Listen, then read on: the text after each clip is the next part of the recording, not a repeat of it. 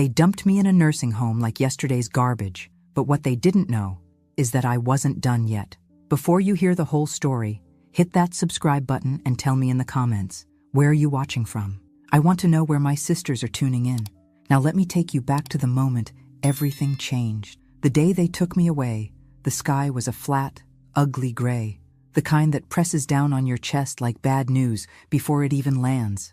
I should have known something was wrong.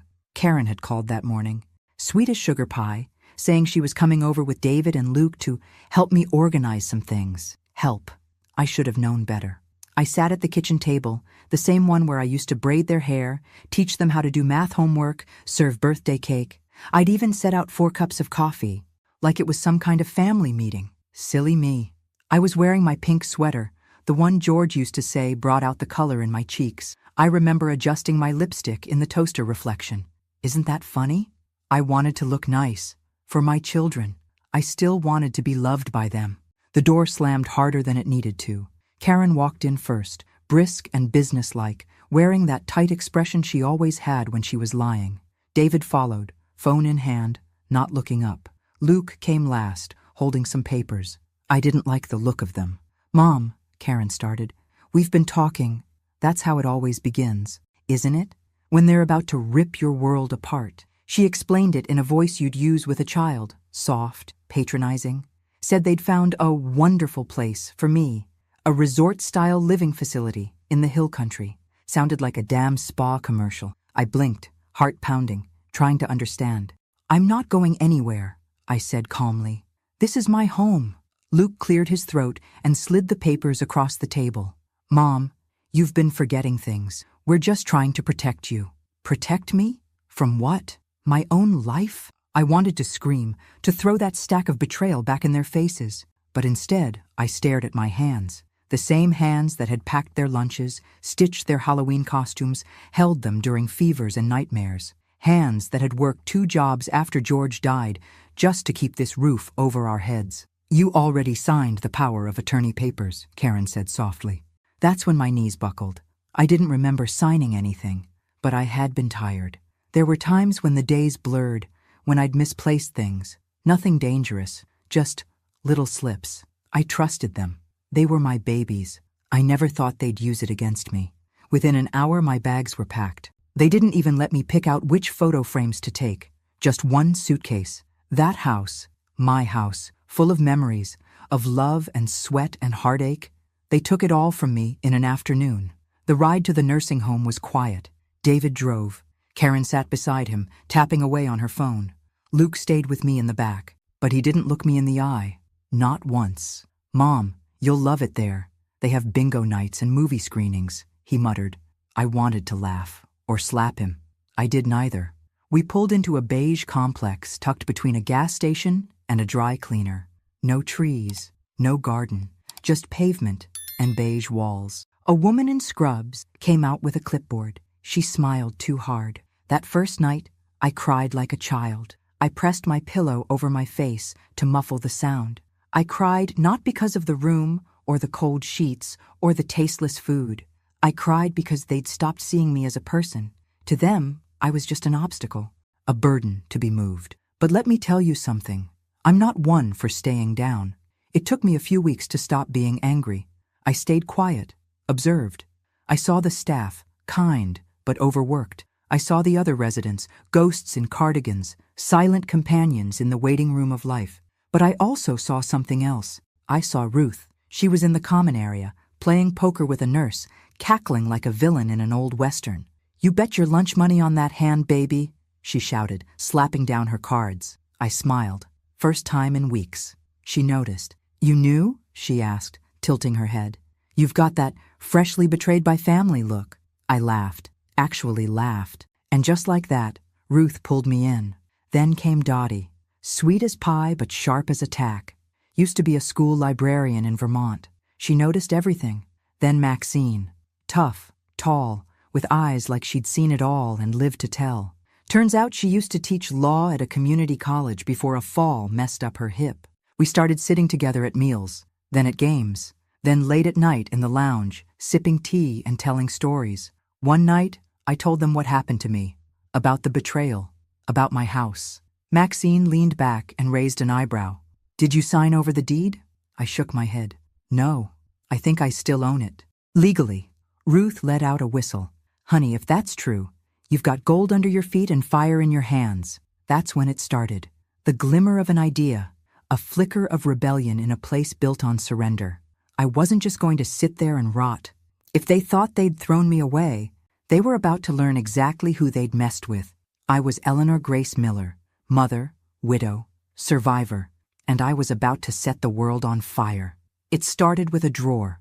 Room in Oak Hills. Senior living was just big enough for a twin bed, a dresser, and a narrow closet that smelled faintly of antiseptic and peppermint gum.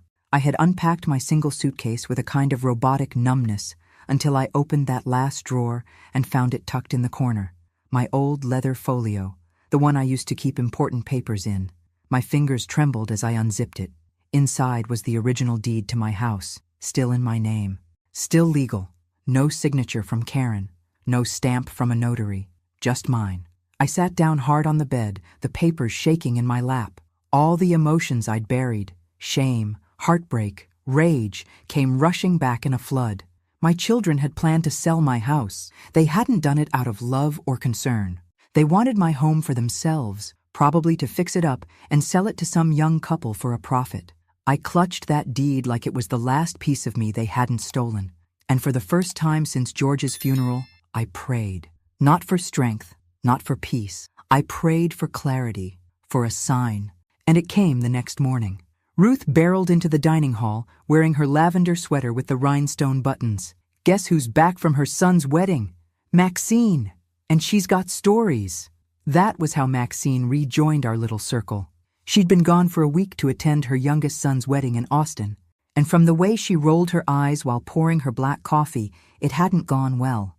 New wife's a Botox doll, she muttered. Wouldn't know a book if it hit her in her lip fillers. We laughed, but I was distracted. I waited until breakfast was done, until the nurses had turned their attention to the resident who kept trying to flush magazines down the toilet, and I pulled Maxine aside.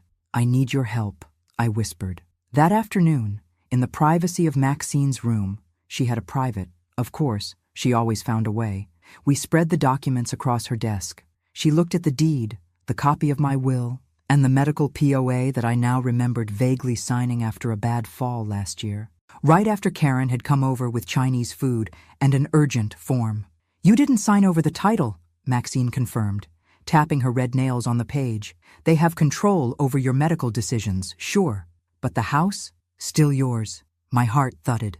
Can they still sell it? If they try, and you catch it in time? No, but if they forge your signature, she trailed off. I gritted my teeth. Then I need to sell it first. She looked at me like I'd just grown wings. You serious? I want to sell my house. Take that money and get out of here. I want to live before I die, Maxine. And then she did something I didn't expect. She smiled. It took a few days to work out the details. We roped in Ruth, who claimed she once dated a real estate agent and still had his number, though he's probably bald and divorced now. Dottie helped us navigate the facility phone rules and set up a Gmail account on the community center's public computer. Maxine made the real calls, the legal ones, the financial ones, and with every step, I felt like I was waking up from a long, drugged dream. Every time I walked past the nurse's station, I smiled. Every time Karen called to check in with her fake sweet voice, I played the part of the docile mother, grateful and declining visitors. But in truth, I was preparing my exit. The sale went fast. Turns out, my neighborhood was a hot spot for tech workers and young families. The buyer offered full asking price within hours of the listing. I didn't even have to meet them. The transaction happened through Maxine's old law contact, Jack Winston, a grumpy but brilliant old man who still owed her a favor from a case, and we wired the money to a new account in my name. Dottie had helped me set it up online, using the facility's public Wi-Fi. It wasn't hard. No one suspects little old ladies of plotting revolutions. But the final step was the hardest. I had to disappear before they found out. We picked a Friday night. Most of the staff would be distracted with bingo night in the rec room, and Ruth had bribed one of the younger aides with a bottle of perfume and a pizza to forget checking in en route. I had one small suitcase, my passport, a printed itinerary, and 3 one-way plane tickets. I left a single note on my pillow. Don't look for me. I've gone to find the life you stole from me. Eleanor. We rode in silence to the airport, the three of us crammed into an Uber with broken air conditioning and a driver who didn't ask questions. The terminal lights felt like heaven. I had to bite my lip to keep from crying. Rome. That was our first stop, a place I'd only seen in movies, dreamed of in silence. Now it was real. As the plane took off, I looked out the window. The Texas lights sparkled below like the tears I refused to shed. I didn't know what would happen next. I didn't know how long we'd last or how far we'd go. But I knew this much. They took everything from me. Now I had nothing left to lose, and that made me the most dangerous woman in the world. Rome smelled like fresh bread, old stone, and something sweet I couldn't quite name. Maybe freedom, maybe joy, maybe revenge. It was my first time on a plane in over 20 years. My legs cramped, my back ached, and I hadn't slept a wink, but I couldn't stop smiling. Ruth snored beside me the entire flight, head bobbing like a pigeon. Dottie held my hand during takeoff and whispered every prayer she knew in both English and half-remembered Latin. Maxine read a paperback thriller and sipped tomato juice like we were on a cruise, not fugitives on a mission of redemption. We landed in the golden blush of morning, with the eternal city stretching out below like a dream you don't want to wake from. Cobblestone streets, flower boxes hanging from windows, a man playing violin by a fountain. My God, I wanted to cry. We checked into a small pensione in Trastevere, nothing fancy, just clean sheets, warm bread in the mornings, and a view of ivy-draped buildings that made you believe in poetry again. The clerk didn't blink when 4 American women with gray hair and suspiciously few suitcases walked in. I suppose Rome had seen stranger things. That first day, we walked until our feet gave out. Ruth bargained with a street vendor for scarves we didn't need.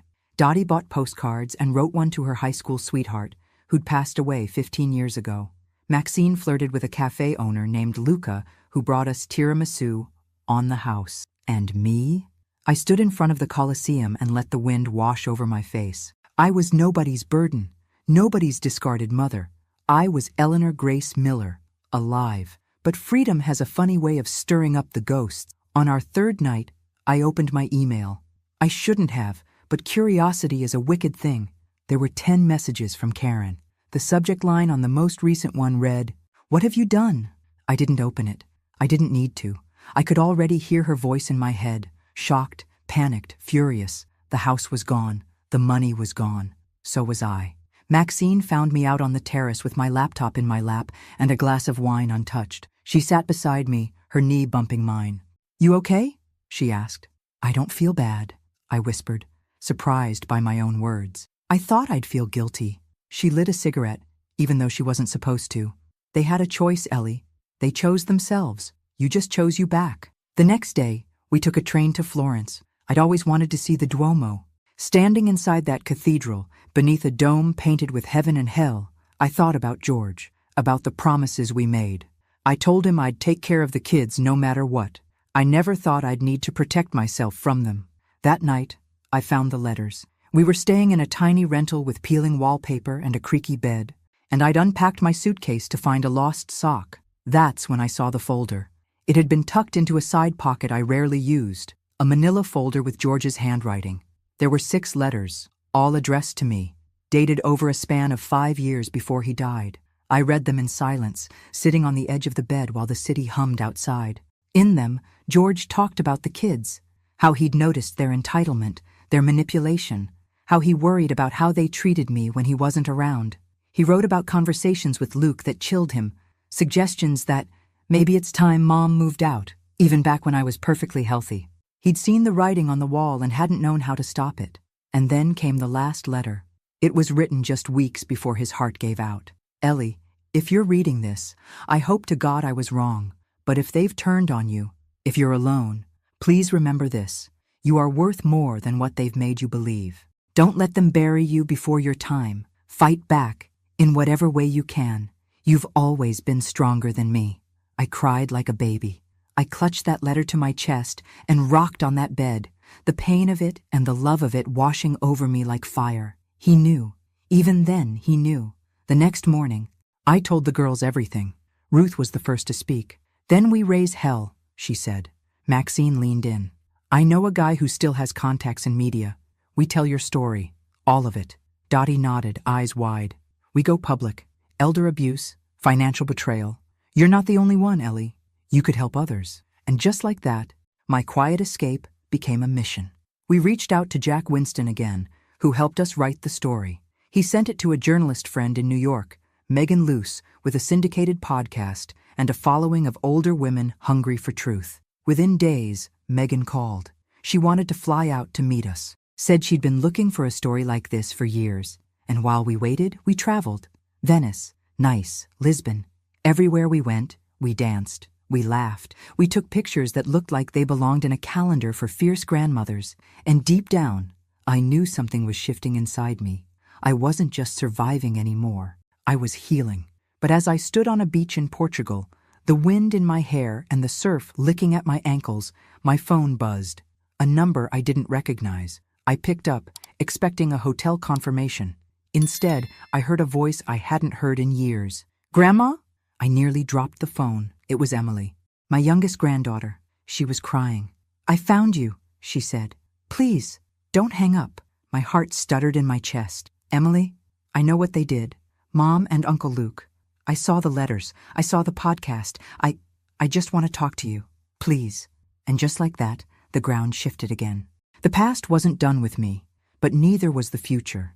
I didn't answer her right away. The call ended with a promise. I told Emily I needed time. I said I wasn't ready.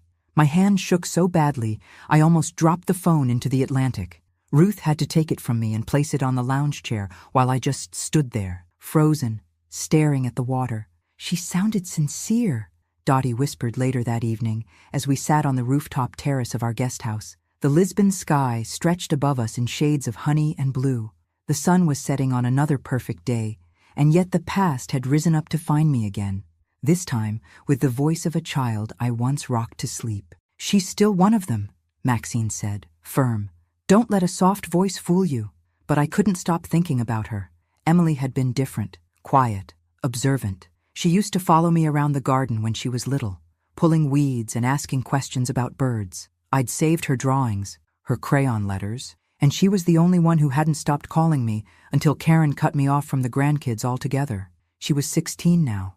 Almost grown, maybe old enough to see things for what they were, or maybe this was another trick, another setup. 2 days later, I got a text, just a photo. It was my old house, but not as I remembered it. The porch was stripped bare. The rose bushes were gone. The shutters I painted sky blue with George one summer were now a dull beige. Below it, a single message. They trashed it. I'm sorry. I stared at the photo for a long time. My throat clenched like I was being strangled. They hadn't just sold my house, they had gutted it, erased everything I had built. I showed the picture to the girls. Ruth looked away. Dottie's eyes filled with tears. Maxine stared hard at it, then flicked her cigarette into the wind. Time to go public, she said. The interview with Megan Luce happened in a quiet cafe overlooking the Douro River. She brought her recording equipment in a simple backpack and wore no makeup. She sat down with a warmth that felt like a hug and said, "Tell me everything." And I did. I told her about the sacrifice, the long nights working double shifts, the birthdays I made special with pennies and prayers. I told her about the manipulation, the lies, the betrayal that bled into my bones. I told her about the night they took me from my home, like I was furniture that no longer matched the room. When I finished, Megan took my hand and said, "You are not alone. You have no idea how many women have written me about stories like this. But yours is going to open eyes." She aired the podcast a week later. It exploded.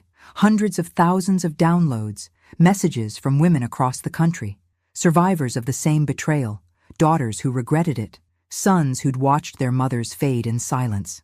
I became a symbol, not because I wanted to, but because I had survived. Karen sent me a message the next day. "How dare you?" Luke tried calling twice. David left a voicemail full of slurred anger and veiled threats. I deleted them all. But then, Emily emailed me. She said she had left home, that she was staying with her aunt on her father's side, that she couldn't look at her mother anymore without hearing my story in her head. She wanted to meet, not in Texas, anywhere. "Please," she wrote, "I just want to know you again." Maxine warned me. Ruth was hesitant. Dottie squeezed my hand and said, "Sometimes healing means opening a door, just one more time." So I picked the place, Savannah, Georgia, a city that smelled of magnolia and ghosts. It had always been on my list. We flew in the next week. Emily was waiting in Forsyth Park, sitting on a bench beneath a moss-draped oak. She stood when she saw me, eyes wide, tears already brimming. She looked like her mother used to, before Karen turned cold. But there was something else in Emily's face, something raw, something searching. "Hi, Grandma," she said. My voice nearly failed me. "Hi, sweetheart." We walked for hours. She asked questions about George, about my childhood, about the day they took me. She told me she'd found the letters by accident, digging through Karen's filing cabinet looking for her birth certificate. She told me she confronted them and that Karen slapped her. "I couldn't stay after that," she whispered. I looked at her, this young woman, still half a girl, and something in me cracked open. I didn't want to carry the weight of anger anymore. I didn't want revenge. I wanted restoration. Not for them. For me? I hugged her so tightly, I think I left fingerprints on her soul. When I returned to the girls that night, I told them everything. Ruth wiped away a tear. Dottie smiled softly. Maxine said, "Well, damn. Guess there's hope for at least one of them." We spent another week in Savannah. Emily joined us for dinners, for walks by the water, for stories under the stars. It was awkward at first, then beautiful, like learning to breathe again after a long time underwater. One night, she turned to me and said, "What if we started something, like a place, for women like you, like us?" I didn't answer right away, but the next morning, over coffee and grits, I said, "We're going to build it."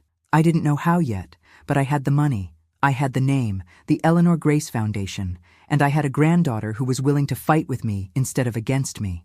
The past was a wound, but the future, oh, the future was a fire just waiting to be lit. The Eleanor Grace Foundation began as an idea scribbled on a napkin over pancakes in a diner off River Street.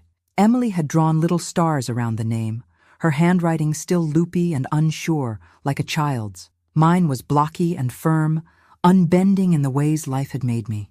We didn't know where to start, but we had a mission: to protect women like me, mothers, grandmothers, widows, women who had been erased, silenced, used, and abandoned by the very people they gave everything to. It wasn't just about money, it was about dignity.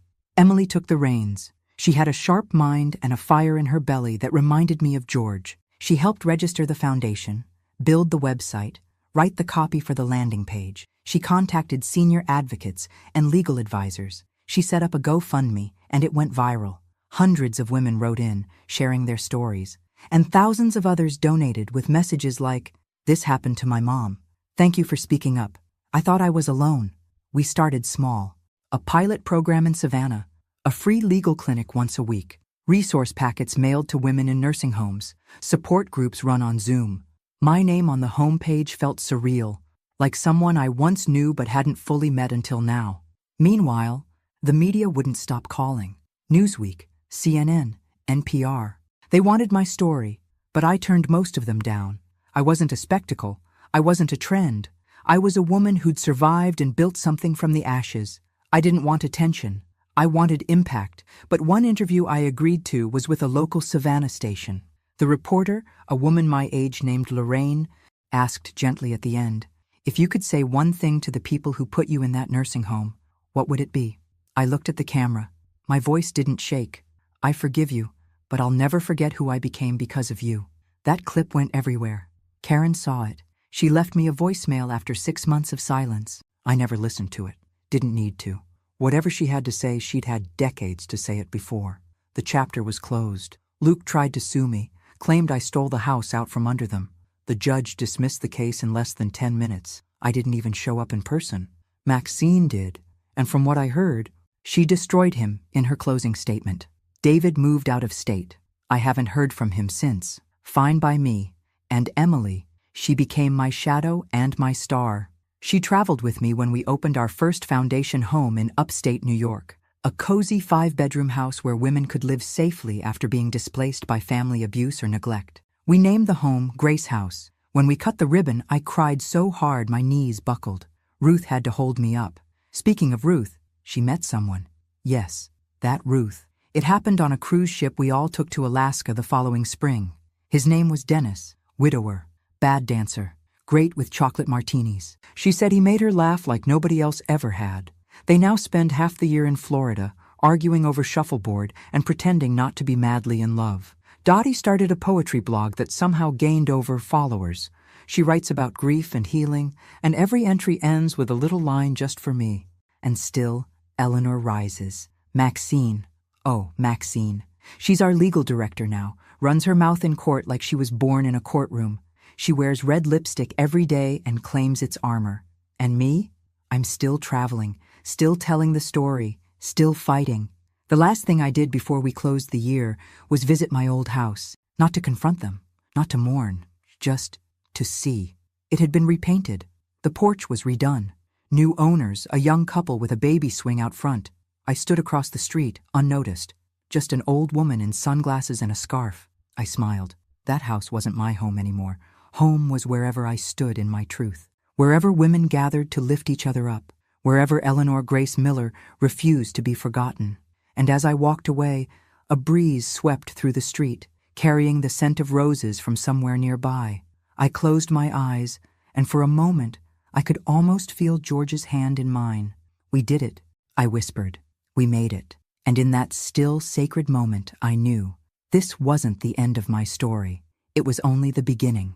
The cruise ship was like a floating palace, white and gleaming against the sapphire water, with gold lettering across the side. Celestial Dawn. We boarded in Seattle under a canopy of cherry blossoms, their petals drifting in the breeze like a blessing. The air smelled of salt and fresh starts. It was our reward, our celebration. One last promise fulfilled before the next chapter unfolded. I stood on the upper deck with Ruth, Dottie, and Maxine as the ship pulled away from shore. Emily was below in the cabin, finishing a virtual meeting for the foundation.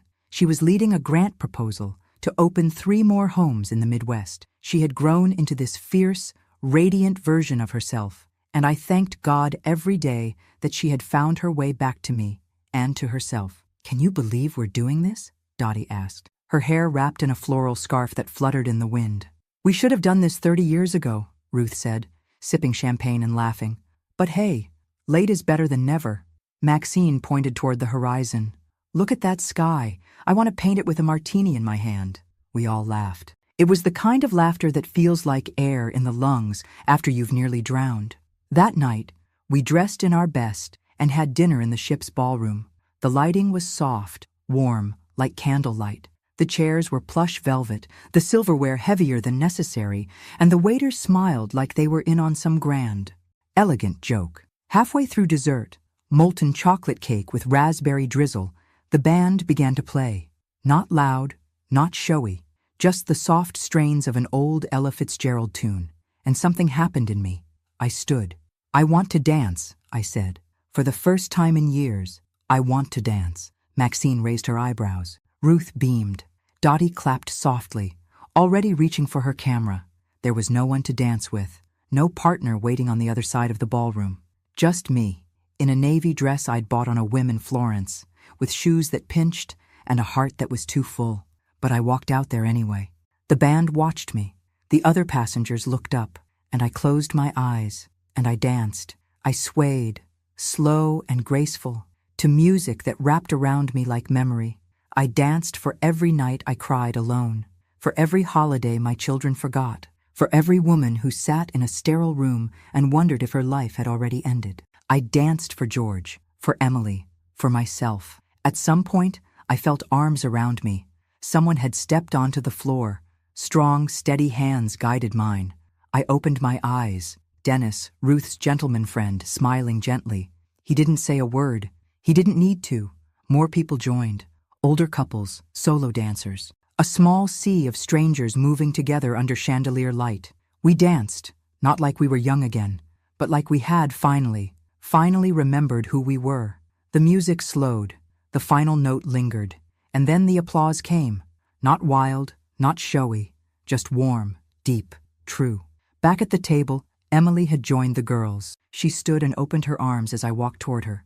"You looked like you were flying," she whispered, her voice thick with tears. "I was," I said.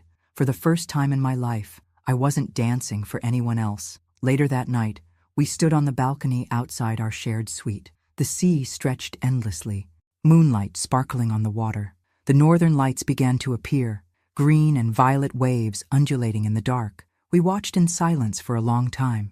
"Do you ever miss them?" Emily asked quietly. "My children?" She nodded. I took a breath. "I miss who I thought they were. I miss the hope, but not the pain." She nodded, resting her head on my shoulder. "I'm sorry they hurt you." I kissed the top of her head. "You didn't. And you're helping fix what they broke. That's more than I ever dreamed." The sky danced for us. The water whispered of new beginnings. And I stood there, not as a victim, not even as a survivor. I was Eleanor Grace Miller, mother, grandmother, founder, fighter. And in that moment, I knew I had finally come home. Not to a place, but to myself. We reached Juneau just as the sun began to set behind the icy peaks, casting golden light across the ship's bow. The harbor was quiet, gentle waves lapping against the dock as we stepped onto solid ground, bundled in layers, our breath curling in the cold Alaskan air. The others decided to explore the local shops and try some crab legs. Emily and I, though, took a different route. We booked a small helicopter tour, something we'd never done before. Neither of us had the stomach for heights. But that was the point. "I want to see the world from the top," I told her. For once. The pilot, a woman named Sam with a voice like gravel and the calm of someone who's seen storms up close, helped us into our seats. Emily gripped my hand as the rotors began to spin. I grinned like a fool. We lifted into the sky, and the world below began to shrink. Juneau became a miniature town in a snow globe. The mountains opened up, vast and white and wild. Glaciers cracked and shimmered like rivers of ancient glass. We hovered over one of the largest glaciers, and the sun broke through the clouds, turning the ice into something almost holy. I'd never seen anything so vast, so untouched. It made me feel small, not in a bad way, but in a beautiful, awe-filled way, as if everything I'd endured was a prelude to this moment. "I'm glad you didn't give up," Emily said softly over the headset. I turned to her, tears stinging my eyes. "I almost did, you know, but then you called." She squeezed my hand. "I think you saved me too." We landed on a flat stretch of ice, wrapped in thermal blankets as we stepped out into the crisp air. It was just us and the silence of snow, the kind that hushes everything. Pain, memory, fear. I took out the last letter George had written, the one I'd carried with me all this time, and I let it go.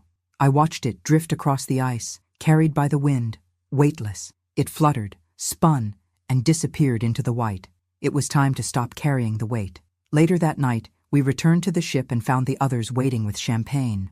"To Eleanor," Ruth toasted, holding her glass high. "The fiercest damn woman I've ever met." "To Grace," said Dottie. "In every form she comes in." "To second chances," Maxine added, and winked, and Emily leaned in, clinking her glass gently to mine. "To beginnings." We drank under the stars, wrapped in blankets and love. Laughter echoed across the deck, carried by the sea. And when I closed my eyes that night, I dreamed not of the past, but of all the mornings still ahead. Not as a mother forgotten, not as a woman discarded, but as Eleanor Grace Miller, reborn, redeemed, and finally, irrevocably free. The final morning of the cruise arrived wrapped in fog and a quiet stillness, the kind that makes you feel like the world is pausing just long enough for you to say goodbye. I stood at the rail of the ship, coffee in hand, watching the coastline of Alaska slip further behind us. I thought I'd feel sad, but I didn't. I felt full. Emily joined me, still in pajamas and a wool scarf wrapped haphazardly around her neck. "Today feels different," she said. "It is," I replied. "It's the last day of running." She looked confused. Running from what? I turned to face her fully. From grief? From guilt? From everything I thought I failed to be? Her eyes softened. "You didn't fail, Grandma. They did." I smiled gently. "Maybe, but I don't want my life to be defined by what others did to me. I want it to be defined by what I chose to do anyway." After breakfast, we held a small ceremony. Just the 5 of us. We gathered in the private lounge, away from the crowds. There was no stage, no speeches, just stories. We took turns sharing the names of women we'd known who were lost to silence, who were discarded or forgotten. Ruth spoke of her sister. Dottie read a poem she'd written the night before. Maxine lit 5 candles, one for each of us, and one for every woman we'd met on our journey who never got to live hers freely. And I told the story of my life, not the pain, not the betrayal, but the parts I'd rediscovered, planting tomatoes with George, rocking babies on the porch, dancing barefoot in the kitchen to old Motown records. I told them about my first kiss behind the bleachers, the time I hitchhiked across the state line with my best friend at 17, the Christmas I surprised the kids with a puppy named Comet. I told them about the fire inside me, and I told them how, for years, I let others pour water on it. But here's the thing about fire, I said, voice steady. If you protect the spark long enough, it will burn again. We each took our candle and set it afloat in a glass bowl, watching the flames drift and flicker on the water's surface. I looked around at the women who saved me, who reminded me who I was, and at Emily, my legacy, and my future. I'm going home, I said softly. 4 heads turned toward me. I'm not going back to Texas, I clarified, but I'm building something permanent, a real place, a headquarters for the foundation, a retreat, a home for any woman who needs one. Maxine grinned. Where? I took a breath. Where it all began. Savannah. They all nodded. It made sense. It always had. 6 months later, Grace Haven opened its doors. It was a white 2-story house with green shutters and a wide porch that wrapped around like arms ready to embrace. We built it with donations, love, and the sheer determination of women who had refused to be erased. Emily became the executive director. Ruth and Dennis hosted monthly supper clubs. Dottie ran writing workshops. Maxine gave legal consultations pro bono every Friday. And me? I sat on that porch every morning with a cup of coffee and watched the world come to us. Women arriving with trembling hands and broken stories, leaving with light in their eyes. Sometimes I told my story. Other times I just listened, because I had learned something powerful.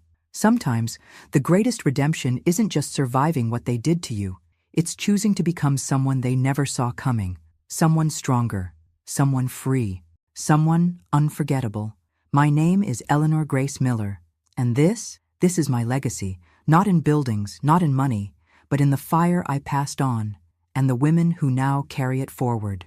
It was our first Thanksgiving at Grace Haven. The sun poured through the tall windows, turning the wood floors golden.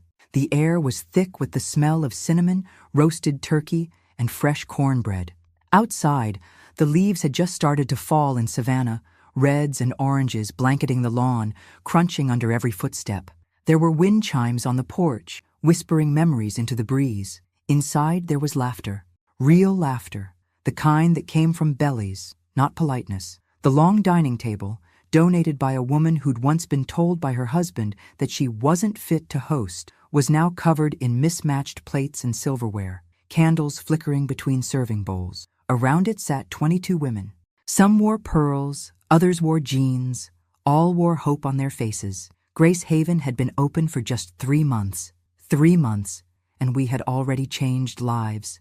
There was Olivia, who escaped a marriage that kept her silent for 35 years. There was Harriet, who was left homeless after her adult son drained her savings and disappeared. There was Rosa, who at 71 finally learned to read, and now left sticky notes around the house with words she loved. Light, soft, beginning. I sat at the head of the table, not because I asked to, but because the others insisted. They said I was the reason they were there, but I looked around and knew the truth. They were the reason I was whole again. I stood to give a toast, not a speech, just a few words. I raised my glass, apple cider with a splash of bourbon, just how George used to make it. This year, I began. I didn't lose everything. The room went still. I found everything I was missing. I looked around, at Ruth and Dennis, seated side by side with their hands intertwined, at Maxine, carving the turkey like she was presiding over a courtroom, at Dottie, passing out her homemade apple pie and handing napkins to a girl with tears in her eyes, at Emily, my granddaughter, the fiercest, kindest soul I'd ever known, standing behind me like a lighthouse. I found myself, I said, voice trembling. I found family, not by blood, but by choice.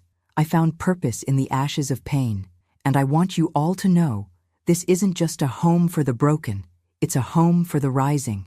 The room erupted in clinks of glasses and soft weeping and applause that felt like music made just for us. Later, as the sun dipped low and the candles flickered, I walked out to the porch. Emily joined me. "You never told me what you wished for," she said, nudging my shoulder. "What do you mean?" "That night in Alaska," she said, "when you let George's letter go. What did you wish for when you released it?" I smiled. "I wished," I said, "that someday someone would know me for who I really was. And now? Now, I wish that someone else will see their own worth before it's too late." She leaned into me, resting her head on my shoulder. "You're changing the world, Grandma." "No, baby," I whispered. "We are." And we sat there, 2 generations of fire, watching the stars begin to appear, one by one, like tiny promises written across the sky. Winter came softly to Savannah. Unlike the sharp cold I remembered from Texas winters, here it arrived like a gentle hush. Crisp mornings, the scent of pine and clove in the air, soft blankets, and slower walks under gray skies. Grace Haven glowed with string lights and quiet miracles. Each room now held a story. One belonged to Clara, who arrived with only a suitcase and a photograph of her late husband. Her children had emptied her bank account and left her in a motel 2 towns over. She didn't speak much at first, but after a few weeks in our garden, her hands found their way back to the earth and to her voice. Another belonged to Naomi, a former nurse who had been placed in assisted living against her will. She taught yoga in the morning now, sitting in a chair, leading breathing exercises for women whose hearts were still learning to trust again.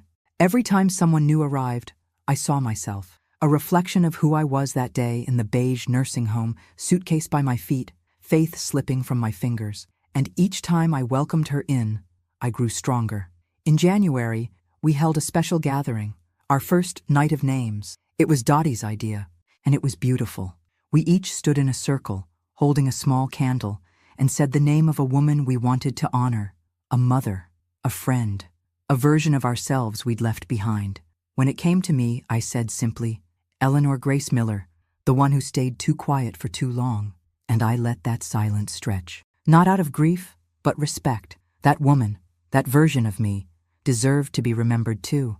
She kept going when no one thanked her. She loved even when it hurt, and she finally stood up when it mattered most. After the ceremony, Emily found me in the kitchen, tears drying on her cheeks. "I want to write a book," she said. "About you. About all of this." I laughed. "You think people would want to read about a grandma who sold her house out from under her kids and ran off to Italy with a pack of retired rebels?" "Yes," she said, dead serious. "Because they're out there, Grandma. All the women who feel stuck, who think it's too late, who think they're too old to change anything. I want them to know it's never too late." That night, I started jotting notes in a spiral notebook. Memories, lessons, truths no one teaches you until it's nearly too late. I didn't know if it would become a book, or a blog, or a box of letters for the next generation. But I knew one thing. My voice wasn't going quiet again. February brought unexpected news. The foundation had been nominated for a national award, the Women of Strength Legacy Grant, awarded to initiatives that empowered older women with dignity, autonomy, and voice. Maxine read the email aloud in the common room. Ruth screamed. Dottie cried. Emily danced me around the coffee table. A week later, the local news team returned to film a segment. This time, they didn't just interview me, they interviewed all of us, the women of Grace Haven. Each one shared her story, and the camera captured something no words could fully hold: their power. When the segment aired, we received over 3,000 emails in 48 hours. 3,000. Women asking for help, daughters trying to help their mothers, grandmothers asking if there was a Grace Haven near them. We were overwhelmed, and then we were determined. We began to expand. Another home opened in Asheville, one more in Michigan, and a third planned for Oregon in the fall. And through it all, I kept my morning ritual. Coffee on the porch, a notebook in my lap, a quiet prayer on my lips. Not for justice anymore, for joy, for the life I never thought I'd get to live. And every so often, I'd see a woman walk up our path for the first time, shoulders hunched, eyes guarded, and I'd rise to meet her. I'd take her hand, and I'd whisper, just loud enough for her heart to hear, "You're not lost, you're just getting started." Spring bloomed early that year, as if even the trees and flowers had grown impatient for more life. Grace Haven was covered in blossoms, wisteria curling around the porch railings, daffodils bursting from the garden like little trumpets of hope. Everything smelled fresh, alive, like the world itself had turned a page. And I, Eleanor Grace Miller, was finally ready to write the next chapter. Emily's book idea had taken root. We called it Not Done Yet. She had taken my stories, my letters, and pieces of the women I'd met along the way and turned them into something more beautiful than I ever could have imagined. It wasn't just my memoir. It was a testimony, a declaration. We launched it with a garden party right here at Grace Haven. We invited every woman who had ever passed through our doors and their families. Yes, even some of the children who had once been the reason they came to us in the first place. People do change. Not all, but some. Enough to give you a little more faith in this world. Karen didn't come. David didn't write. Luke sent a bitter message through a lawyer, saying the book defamed him. We didn't reply, but Emily's parents, her father and stepmother, came, and they brought flowers. "Thank you," her father said to me, his voice low, "for giving her back to us stronger." That night, after the guests had gone, after the lights were taken down and the cake plates stacked in the sink, I sat on the porch again. Same chair, same mug, same stars above, and I finally let myself remember everything. Not just the pain, but the love too. George, the babies I held, the home I once had, the silence I endured, the fight I found, and the legacy I'd built with bare, battered hands. Maxine joined me, a blanket over her lap. Ruth and Dennis waved goodnight from their little cottage across the garden. Dottie was already inside, working on a new poem about reclaiming your bloom. Maxine nudged my arm. "You did it, you know." "Did what?" "You rewrote the ending." I looked at her, eyes soft with the kind of peace that comes only after the storm. "No," I whispered. "I just started telling the truth." She chuckled, that gravelly, no-nonsense laugh that had carried us through the worst of it. And in that moment, I felt it. I wasn't waiting anymore. Not to be chosen, not to be heard, not to be seen. I was here, fully. And for every woman who'd ever felt small, who'd ever been pushed aside or silenced or forgotten, I left these words, carved not in stone, but in the hearts of everyone we touched. You are not too old. You are not too late. You are not done yet. And neither was I. The day the award letter arrived, I was making lemon bars in the kitchen with Emily. The sunlight poured through the windows, warm and syrupy, catching on the flower dust in the air. We were laughing, God laughing, about something ridiculous Ruth had said the day before. The way her dentures had flown halfway across the table during a heated game of Scrabble. And then the mail came. It wasn't fancy, just a cream-colored envelope with our names typed neatly on the front. Eleanor G. Miller and Emily Grace Weston, the Eleanor Grace Foundation. Emily opened it first. Her hands trembled halfway through, and she passed it to me without a word. I took it, heart slow and heavy, and read, "Congratulations. You have been awarded the Women of Strength Legacy Grant.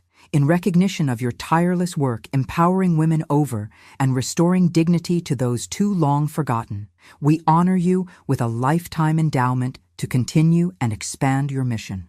I sank into the nearest chair. Not because of the money, though Lord knew it would help us build 3 more Grace Havens by year's end.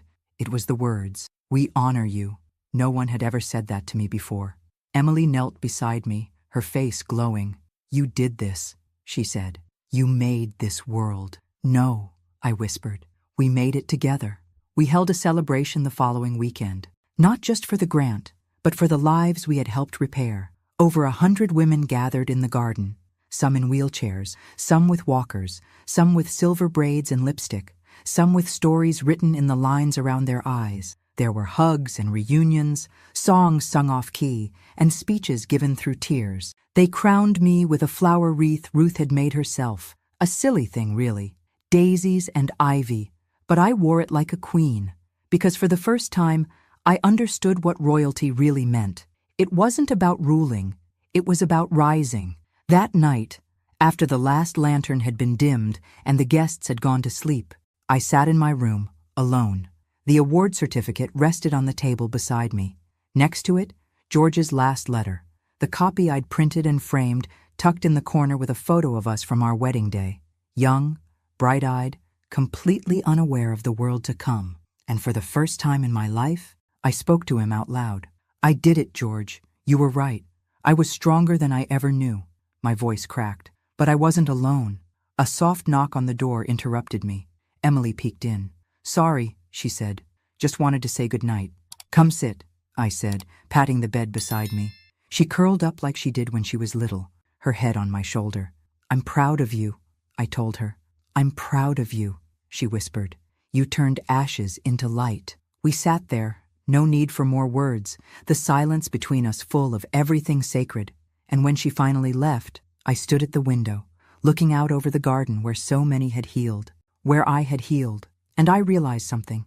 This wasn't a second chance at life. It was life, the one I had always deserved. And with the moon glowing above and spring thick in the air, I closed my eyes and smiled, because I had finally come home, not to a house, but to myself. Thanks for listening. Don't forget to subscribe and feel free to share your story in the comments. Your voice matters.